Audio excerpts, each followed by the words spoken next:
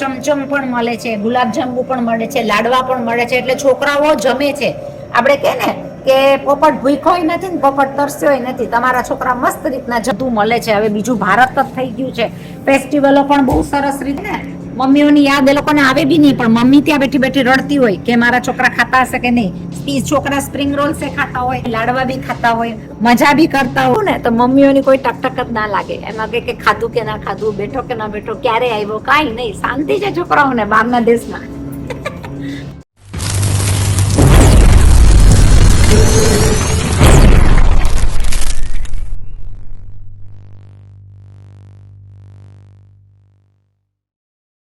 આપણે રસોડામાંથી ક્યાં આવી ગયા છે ખબર છે? Victoria Park. ઓસ્ટ્રેલિયા પર્થનું વિક્ટોરિયા પાર્કનું સ્ટ્રીટ કહેવાય છે. આ prime grocery shop. Prime grocery શોપમાં જે છે એ લોકો ફર્સ્ટ કેન્યાથી ને આવેલા ઓસ્ટ્રેલિયા પર્થમાં જેને કહે ને ગ્રોસરી એટલે કે રાશનની દુકાન સ્ટાર્ટ કરનાર આ લોકો પહેલા છે. 22-23 વર્ષ કે 25 વર્ષ જેવું થયું હશે અને એ લોકોએ આ બીજી એક સેકન્ડ બ્રાન્ચ ખોલી છે.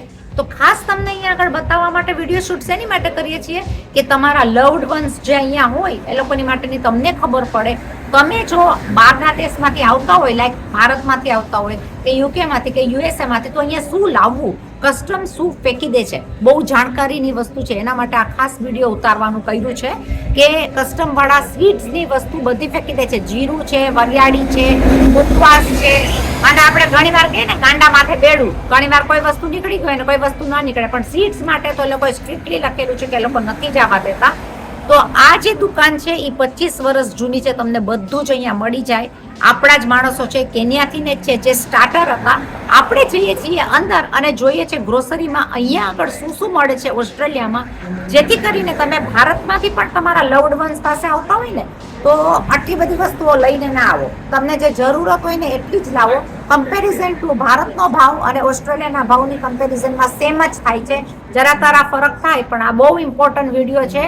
તમે પણ સાંભળજો, સબસ્ક્રાઇબ કરજો અને બીજાને પણ મોકલાવજો અને ફોરવર્ડ કરજો કે બીજાના પણ છોકરાઓ અહીંયા હોય, ભાઈ બહેન અહીંયા હોય, પેરેન્ટ્સ અહીંયા હોય, આવતા જતા હોય તો આ વસ્તુ બધી ખ્યાલ આવે.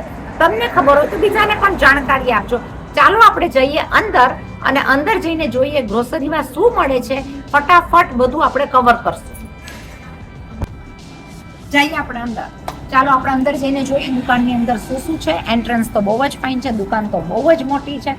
શું કરશું આપણે અહીંયાથી ને ચાલુ કરે, કારણ કે ઝાડુ તો હું પણ ગોતતી હોઉં છું. તો જો ઝાડુ અહીંયા તમને મળી જાય છે $5-7-8 એટલે કે 150 થી 200 રૂપિયાની અંદર ઝાડુ મળી જાય છે. અને નાસ્તા તમે જુઓ, બધા નાસ્તા ફાઇન છે. હવે હું તમને નહીં દેખાવું, મારી સ્પીચ દેખાશે, પણ જોડે તમને વસ્તુ દેખાશે. એની સાથે છે આ બધી મેગી પણ બધી મળી જાય તમને. અત્યારના ઘણી વાર $1, $2, $4 અલગ અલગમાં હોય છે, પણ 150-200 ની ગેમ છે. 150-200 ની ગેમમાં તમને બધું જ મળી જાય. શું વસ્તુ મળે છે એ ઇમ્પોર્ટન્ટ છે કે તમને બધું અહીંયા મળી જાય છે ને. હવે એની સાથેની આ બધી જ વસ્તુ છે, જેમાં મુખવાસ કહીએ, જેની અંદર કહીએ ગુલકંદ છે, જે ધાયરુંનું હોય એ પણ તમને મળે. રેડીમેડ પાન મળે છે.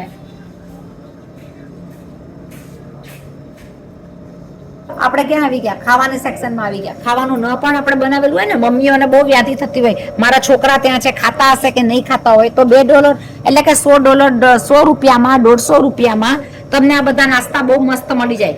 એમાં ચમચમ પણ મળે છે, ગુલાબજાંબુ પણ મળે છે, લાડવા પણ મળે છે. એટલે છોકરાઓ જમે છે. આપણે કહે ને કે પોપટ ભૂખ્યો નથી ને પોપટ તરસ્યો નથી. તમારા છોકરા મસ્ત રીતના જમે છે.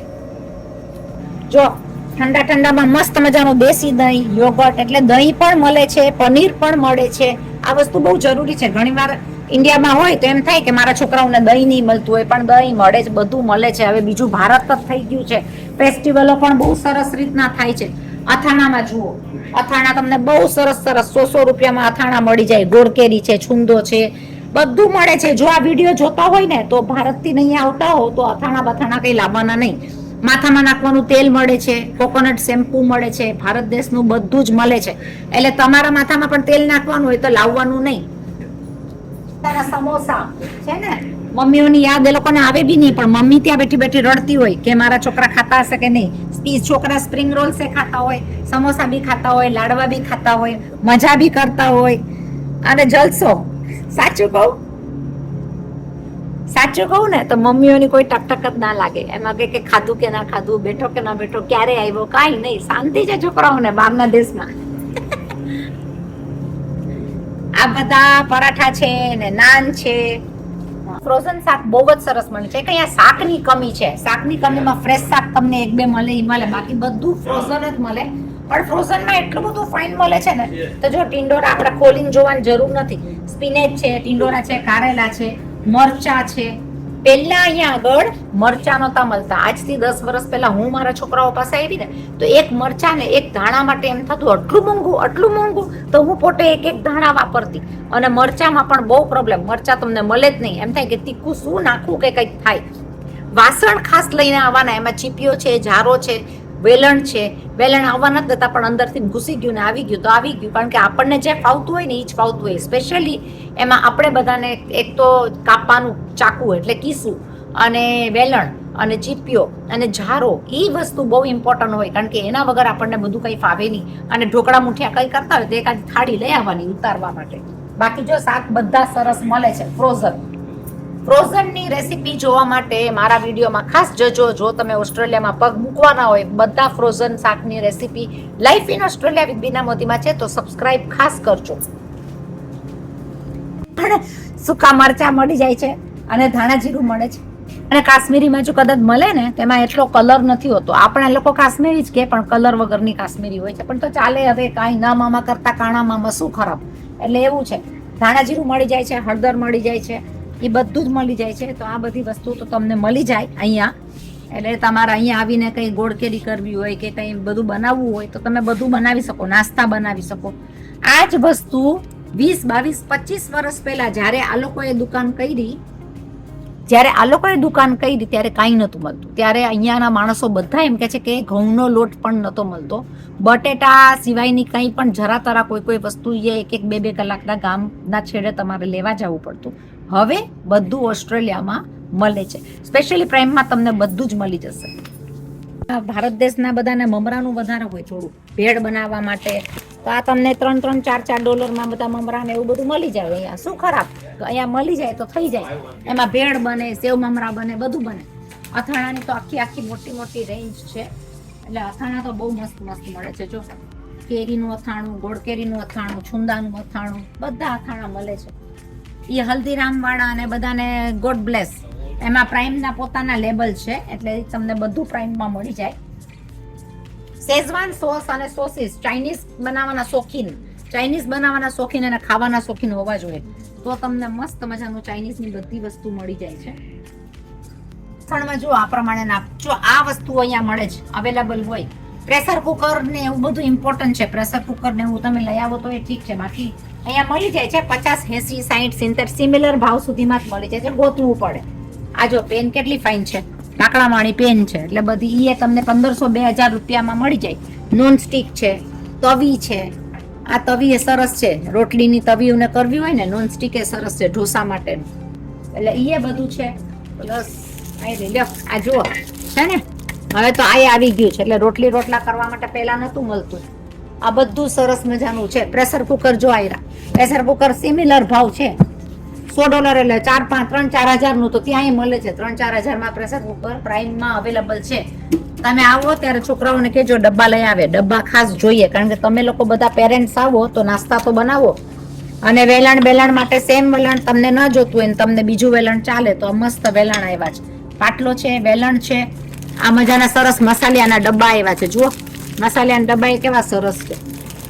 એ સાવ ત્યાંના ભાવમાં 3-4 હજારમાં સરસ મજાના મળી જાય તમને. થાળીયું છે, તપેલા છે, ટિફિન જો ટિફિન છે, નાના મોટા ટિફિન. નવું ઘર વસાવવાનું હોય, નવું ઘરનું સેટઅપ કરવાનું હોય તો ચાયખાંડના ડબ્બા, સ્ટેનલેસ સ્ટીલના ગ્લાસ. નાના બાળકો હોય તો કાચના વાસણ તોડી નાખે તો સ્ટેનલેસ સ્ટીલના બધી સ્ટીલની વસ્તુઓ મળે છે. લ્યો જાણકારી તમને સરસ મજાની મળી ગઈ. સારું ને આ વિડીયો ઉતાર્યો. કુલ્ફીના છે, કુલ્ફીના મોલ્ડ છે, ગળણીયું છે, આવું બધું મળે તો તમને લાવવાની જરૂર ના પડે. હા, અમુક ચીપિયા ને એમાં થોડો પ્રોબ્લેમ આવે કે જેને જે ફાવતું હોય. હવે આ બધું નીકળ્યું છે ને માટીના વાસણો, આમાં આપણે બનાવવાની કોશિશ કરશું ઊંધિયું. હા, માટીના બધા વાસણો સરસ મજાના મળે છે. એકદમ સરસ. લ્યો, ભારત દેશથી લાવવાનું જ નહીં, કારણ કે માટીના વાસણ લાવવાનું કરે તે તો અડધું તો તૂટી જ જાય.